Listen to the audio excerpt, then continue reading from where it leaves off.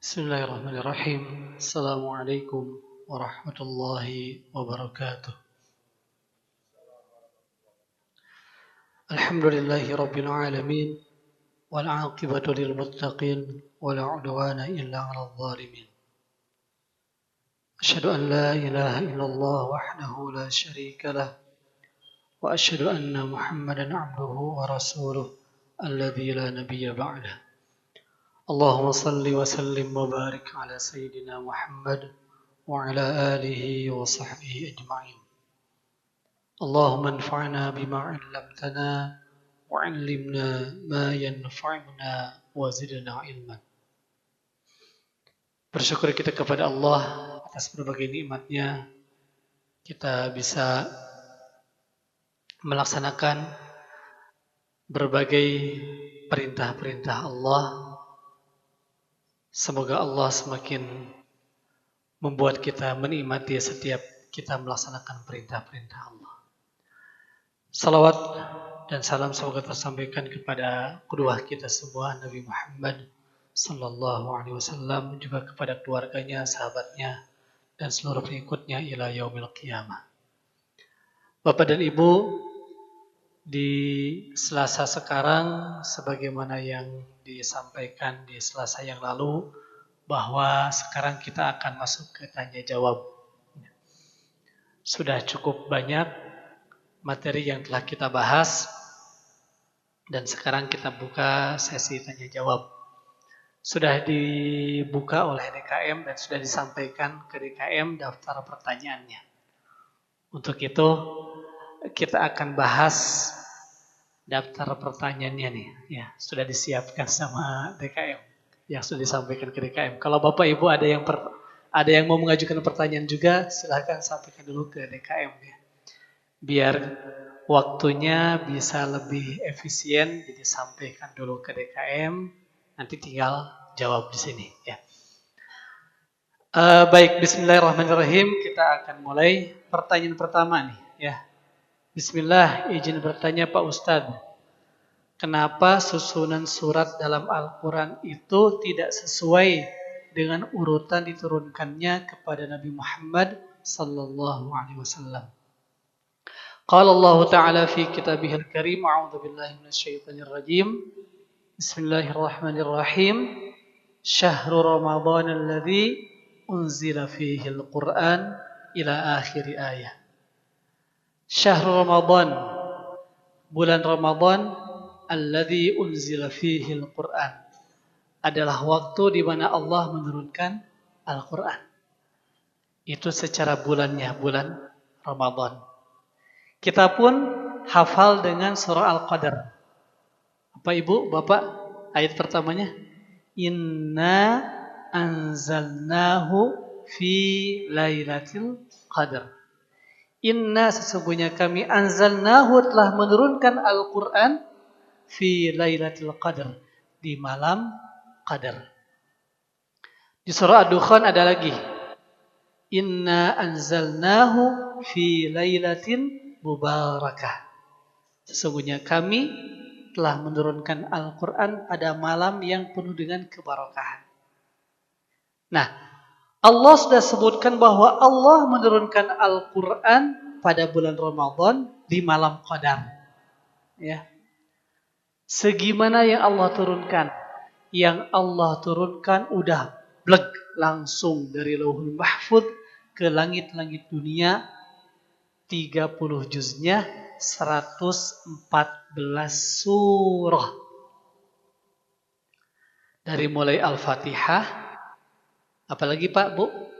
Al-Baqarah, Ali Imran, An-Nisa, Al-Maidah, Al-An'am, Al-A'raf, Al-Anfal, nanti Pak?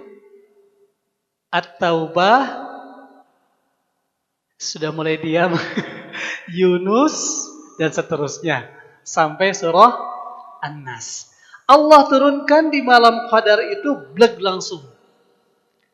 Dari Lauhul Mahfuz ke langit-langit dunia. Kemudian Allah turunkan secara berangsur-angsur kepada Rasulullah sallallahu alaihi wasallam melalui malaikat Jibril selama 22 tahun, 2 bulan, 22 hari. 23 tahun Allah turunkan Al-Quran dari langit-langit dunia kepada Rasulullah secara berangsur-angsur. Maka yang berangsur-angsur ini Allah turunkan tidak seperti yang tadi kita sebutkan. Al-Fatihah, Al-Baqarah, Al-Imran seterusnya. Tidak. Tapi Allah turunkan sesuai dengan kondisi di mana Rasul perlu diberikan arahan langsung oleh Allah. Kita mengetahui bahwa ayat pertama yang Allah turunkan adalah 5 ayat pertama di surah Al-Alaq. Iqra bismi rabbikal ladzi khalaq, khalaqal insana min 'alaq. Iqra wa rabbukal akram, alladzi 'allama bil qalam, 'allamal insana ma lam ya'lam. Ini adalah 5 ayat pertama yang Allah turunkan, bukan Al-Fatihah. Sebagaimana sekarang yang kita ketahui Al-Fatihah ada di urutan pertama. Selanjutnya apa yang Allah turunkan? Surah Al-Muzammil. Ya ayyuhal muzammil, qumil laila illa qalila, nisfahu anqus minhu qalila, aw zid alaihi warattilil Qur'ana tartila. Apalagi surah Al-Muddathir. Ya ayyuhal muddathir, qum fa'anzir wa rabbaka fakabbir wa thiyabaka fatahhir. Terus sampai yang terakhir adalah ayat yang kelima atau keenam, saya lupa lagi persisnya, di surah Al-Maidah, yaitu yang bunyinya Al-yawma akmaltu lakum dinakum wa atmamtu alaikum ni'mati wa raditu lakumul islama dina. Itu ayat terakhir. Jadi memang susunan ayat, susunan surah dalam Al-Quran itu sebagaimana yang sekarang kita miliki, yang sebagaimana yang sekarang kita pakai, itu udah dari sananya. Namun ketika Allah turunkan kepada Rasulullah, diturunkan secara berangsur-angsur sesuai dengan kebutuhannya Rasulullah sallallahu alaihi wasallam. Seperti contohnya, ada kejadian Rasul ditanya tentang ruh kalau nggak salah. Ya, yas'alunaka 'anir ruh. Itu Rasul tiba-tiba ngomongnya, nanti ya saya jawab. Ternyata setelah nanti tidak turun juga itu ayat tuh. Orang-orang musyrikin Quraisy nagih. Kata Rasul, nanti ya, tapi tidak kunjung turun juga. Namun tiba-tiba Allah menurunkan ayat di surah Al-Kahfi. Wala taqulanna li syai'in inni fa'ilun dzalika ghada illa ayyasha Allah. Kata Allah, jangan engkau mengatakan bahwa besok saya akan melakukan apapun. Tapi katakanlah, kalau izin Allah. Ini ayat atau dalil tentang kalau kita mau melakukan sesuatu, maka iringilah dengan ungkapan insya Allah. Bapak Ibu, nanti malam mau ngaji, insya Allah. Ibu, nanti pagi, dini hari mau salat tahajud, insya Allah. Kalau pas lagi hari Senin, lagi saum. Pak, Bu, lagi saum? Jawabannya? Takedah insya Allah kalau lagi saum mah. Kenapa? Kan lagi dikerjakan. Saum itu lagi dikerjakan. Kalau Ibu, Bapak besok Senin mau saum gak? Insya Allah. Kalau lagi saumnya tidak perlu lagi mengatakan insya Allah. Kan Ustadz belum tentu sampai hari Ibu niat sampai tuh. Niat sampai mah udah aja. Tidak perlu lagi pakai insya Allah. Karena insya Allah untuk amal yang akan dilakukan. Nah, jadi ayat-ayat itu turun secara berangsur-angsur, tidak seperti susunan surah yang sekarang kita pakai. Ya. Dan setiap turun ayat, Rasul memerintahkan kepada sekretarisnya, simpan ayat ini di surah ini setelah ayat ini. Begitu arahannya. Semuanya. Sampai akhirnya lengkap semuanya. Kemudian dikumpulkan pertama pada masa Abu Bakar As-Siddiq. Disempurnakan lagi pada masa Utsman bin Affan. Ya, kurang lebih susunannya sudah seperti sekarang. Namun ingat, juz di zaman Utsman bin Affan itu belum ada. Kan sekarang kita bahasanya baca Qurannya berapa juz? 1 juz, 2 juz, 5 juz. Sebenarnya nggak ada di zaman Utsman, apalagi zaman Rasul. Juz itu belum ada, ya. Ini adalah ijtihad ulama memudahkan kita dalam membaca Al-Quran karena Rasul mengarahkan kita untuk membaca Al-Quran selama sebulan. Iqra'ul Qur'ana bisyahrin. Bacalah Al-Quran dalam waktu 1 bulan. Nah, supaya enak dibagilah oleh ulama-ulama tertentu, jadilah juz yang sekarang biasa kita pakai. Ya. Dulu para sahabat, dulu orang-orang solih, patokannya bukan juz. Patokannya adalah surah. Ya. Mereka yang biasa membaca Al-Quran dalam waktu sebulan, itu patokannya bukan karena juz. Termasuk kebanyakan mereka membaca Al-Qurannya dalam waktu 1 pekan. Ya. Jadi 7 hari atau 7 malam khatam Bapak Ibu. Ya. Awalnya sama Rasul disuruh untuk mengkhatamkan Al-Quran dalam waktu sebulan. Coba kalau saya nanya ke Bapak Ibu. Ibu, Bapak sanggup berat atau ringan membaca Al-Quran sebulan? Ringan? Iya, khatam. Sebulan khatam ringan apa berat? Ringan apa berat ya? Mau jawab ringan gimana, berat gimana ya? Ya, sebenarnya membaca Al-Quran dalam waktu sebulan itu cukup berat bagi para sahabat. Bagi para sahabat. Kalau bagi Bapak Ibu? Saminya ternyata berat juga. Nah, begini ungkapan mereka. Ya Rasul, kalau kami harus membaca Al-Quran dalam waktu sebulan, ya, bagaimana mungkin kami bisa bertahan, bisa bertemu dengan surah Yunus sebulan sekali. Bisa ketemu surah Ibrahim sebulan sekali. Bisa ketemu surah Al-Mu'minun sebulan sekali. Itu terlalu lama. Jadi bagi mereka mah sebulan teh beratnya terlalu lama. Minta keringanan enggak? Minta keringanan. Akhirnya diringankan jadi dipercepat. Boleh sampai akhirnya di 3 hari. Namun kebanyakan mereka mengkhatamkan Al-Quran dalam waktu 7 hari atau 7 malam. Mereka punya semboyan namanya Fami Bisyaukin. Fami Bisyaukin. Mulutku rindu untuk membaca Al-Quran. Fami Bisyaukin ini ternyata singkatan juga. Bahwa mereka membaca Al-Quran di malam pertama Fa. Fa itu untuk singkatan surah Al-Fatihah. Sampai mana? Sampai sebelum huruf mim. Fami kan? Mi itu untuk mim surah Al-Maidah. Jadi malam pertama mereka membaca Al-Fatihah, Al-Baqarah, Ali Imran, An-Nisa.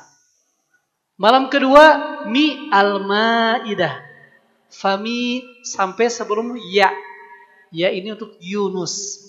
Berarti dari surah Al-Maidah ke Al-An'am, Al-A'raf, Al-Anfal, At-Taubah. Ya, ini di malam kedua. Malam ketiga mereka mulai dari Fami ya Yunus. Sampai mana? Sampai Bisyaukin ba Bani Israel. Sebelum surah Bani Israel Al-Isra. Malam ketiga dari Yunus sampai surah An-Nahl. Terus sampai di malam ke-7 Bisyaukin Qaf. Mereka mulai baca Al-Quran dari huruf Qaf, dari surah Qaf ya, yang adanya di juz ke-26 sampai khatam. Itu malam ke-7. Jadi patokannya patokan surah mereka. Kalau kita patokannya lembar. Bukan surah, bukan juz tapi lembar ya. Alhamdulillah lembar ya. Ada yang halaman juga? Ada juga. Alhamdulillah kita bersyukur. Yang penting tiap hari baca Al-Quran. Ya syukur-syukur bisa sebulan khatam. Gitu. Dan dulu ulama juga tidak mengarahkan ke juz. Seperti ada ulama di Mesir yang pernah mengatakan begini. Kata beliau, Iqra'ul Quran. Oh iya, beliau mengatakan satu juz. An yakuna wirdun yaumiyun min kitabillah la yaqilu an juz'in. Kalau beliau memang udah masuk mengatakan juz. Karena udah zaman kekinian. Bahwa hendaknya kita kaum muslimin punya wirid harian dari Al-Quran tidak kurang dari satu juz. Itu. Wajtahid alla takhtim fi aktsar min syahrin. Dan bersungguh-sungguhlah agar kalian tidak khatam Al-Qur'annya lebih daripada 1 bulan. Itu yang idealnya ya. Kita bismillah sajalah ya. Yang penting sekarang tiap hari membaca Al-Qur'an. Dan ikhtiar sebisa mungkin apa yang biasa kita bahas, apa yang sudah kita bahas diterapkan dalam bacaan Al-Qur'an kita. Begitu ya. Jadi Ibu Bapak, kenapa susunan Al-Quran yang kita pakai tidak sesuai dengan susunan turunnya ayatnya itu ya, bahwa memang sebenarnya dari sananya, dari Lauhul Mahfudnya, susunan Quran, susunan surah dan ayat itu sudah seperti yang kita miliki, sudah seperti yang biasa kita baca ya. Wallahu a'lam. Begitu. Kemudian yang kedua, ternyata cukup panjang ya. Pak Ustadz, misalkan saya sedang di dalam masjid, terus ada yang sedang baca Al-Quran, tapi bacaannya ada yang salah, tapi saya langsung pergi tanpa mengingatkan kesalahan bacaannya. Apakah saya berdosa, Pak Ustadz? Ya, terus apa boleh kita baca Al-Quran dengan kencang di dalam masjid? Ya, idealnya memang disampaikan, namun memang disesuaikan juga dengan kondisinya. Kalau ada orang yang tiba-tiba dibetulkan, dan dia tidak siap, khawatir malah menyakiti hatinya. Ya, idealnya tetap disampaikan, tapi tentu dengan cara yang sebaik-baiknya. Ya, juga termasuk ada kondisi di mana orang tuh kalau dikoreksi tiba-tiba, biasanya langsung ngeblok diri gitu kan. Siapa lo gitu, ngasih tahu ke gua. Padahal bisa jadi yang dikasih tahu teh mungkin juga udah gelarnya ustadz gitu kan. Udah gelarnya yang bisa dikatakan lebih mahir gitu. Ya tentu kita tidak berniat untuk tidak mengingatkan umat kalau ada saudara kita yang salah dalam membaca Al-Quran dan kemudian kita tidak mengoreksinya langsung. Tapi kita sedang berstrategi lah ya. Mudah-mudahan nanti ada kesempatan kita bisa memperbaiki. Begitu. Ya. Kemudian, apa boleh kita baca Al-Quran dengan kencang di dalam masjid? Jawabannya boleh kalau kita baca Qurannya lagi sendirian. Ya. Kalau lagi sendirian memang enggak sebebas-bebasnya. Ada murid saya yang beliau diberikan kesempatan pernah belajar Qur'an. Ya. Temennya itu juara dunia, beliau belum. Ternyata itu latihan baca Qur'annya dari jam 2 pagi. Udah kekelewengan Bapak Ibu jam 2 pagi teh. Ya. Sendirian di dalam masjid. Kalau saya gak bisa yang Qur'an seperti itu, makanya ya udah diserahkan kepada yang lain. Boleh silakan kalau lagi sendirian, tapi kalau sedang bersama yang lain, saya sarankan untuk jangan terlalu keras. Apalagi kalau ada yang sholat. Kalau kajian seperti ini, ada yang sholat, ya mohon maaf karena memang kondisinya ini insidental. Tapi kalau lagi reguler biasa, sebaiknya kalau kita baca Quran, kemudian ada yang lagi sholat, pelankanlah. Ya. Lagi Jumatan contohnya, lagi Jumatan. Menjelang Jumatan, bapak-bapak, ada yang nunggu waktu Jumat dengan membaca Al-Quran. Boleh silakan. Tapi perhatikan yang sebelahnya. Bisa jadi dia ada yang lagi baru datang, salat sunnah, dengan kita mengeraskan bacaan Quran, khawatir mengganggu kekhusyuannya. Padahal salat khusyuk adalah yang akan menjadikan kita manusia-manusia yang beruntung. Qad aflahal mu'minun alladzina hum fi salatihim khashi'un. Akhirnya ada orang yang tidak bisa salatnya khusyuk. Kenapa? Karena terganggu oleh orang yang lagi baca Quran yang keras. Ya. Jadi saya menyarankan kalau baca Quran, lagi ada yang lagi salat atau lagi berkumpul dengan yang lain, suaranya dipelankan saja. Ya. Dan ada hadisnya ya, saya bacakan hadisnya. I'takafa Rasulullah sallallahu alaihi wasallam fil masjid. Fasami'ahum yajharuna bil qira'ah. Fakashafa sitra wa qala alla inna kullakum munaji rabbah fala yu'dhiyanna ba'dukum ba'dan wa la yarfa'u ba'dukum ala ba'din fil qira'ah aw qala fis shalah. Rasulullah sallallahu alaihi wasallam beriktikaf di masjid. Lalu beliau mendengar mereka, para sahabat, mengeraskan bacaan Al-Quran mereka. Kemudian beliau membuka tirai sambil bersabda, ketahuilah, sesungguhnya kalian sedang berdialog dengan Rabb kalian. Oleh karena itu, janganlah sebagian kalian mengganggu sebagian yang lain. Dan jangan pula sebagian yang satu mengeraskan terhadap sebagian yang lain di dalam membaca Al-Quran atau dalam salatnya. Baca Quran lagi sendirian sambil duduk dikeraskan gak boleh. Atau ada yang satu sholat, ada lagi sholat lagi suaranya dikeraskan juga jangan. Kalau lagi sholat sunnah, ya beda kalau sholatnya lagi sholat berjamaah memang imam mengeraskan ada anjurannya. Begitu, wallahu a'lam ya. Semoga Allah berikan kita anugerah sholat yang khusyuk, bacaan Quran yang baik dan penuh dengan tadabbur. Mohon maaf untuk selanjutnya bahasan tentang sujud tilawah, kemudian tentang materi ini di surah Al-Ahzab ayat 10. Insyaallah memang hancar tajwid kita akan menuju ke sana Bapak Ibu ya. Kita nanti akan membahas tentang sujud tilawah, kemudian termasuk yang di Al-Ahzab ayat ke-10 insyaallah. Jadi kita akan bahas nanti sekalian berjalan materi tajwid kita. Wallahu a'lam, semoga Allah benar-benar menjadikan kita ahlul Qur'annya. Amin ya Allah ya Rabbal alamin. Subhanakallahumma wa bihamdika asyhadu an la ilaha illa anta astaghfiruka wa atubu ilaik. Assalamualaikum warahmatullahi wabarakatuh.